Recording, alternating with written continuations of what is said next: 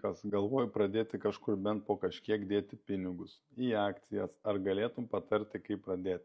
Žiūrėkit, su startu yra taip, jeigu mes per daug pergalvosim, tai galim ir nepradėti, arba jeigu ieškosim tinkamiausio būdo. Trumpiausių kelių iki tikslo. Jūs galite net iš savo banko sąskaitos investuoti tam tikras akcijas. Ir jums tarpininkų nereikia, prisijungiat prie banko sąskaitos savo ir investuojant, nusistatot, kad reguliariai svarbiausia. Aišku, nereikia pradėti mėtyti bet ką, bet karo pramonės, energijos pramonė, SPX, atsiprašau, S&P 500 Standard & Poor's indeksas gali būti geras toks startas. Kripto ETF gali būti irgi. Aišku, per banką neinvestuosit kripto ETF'us, jau reikia per fondus, per Interactive Brokers galima, arba Freedom 24 galima.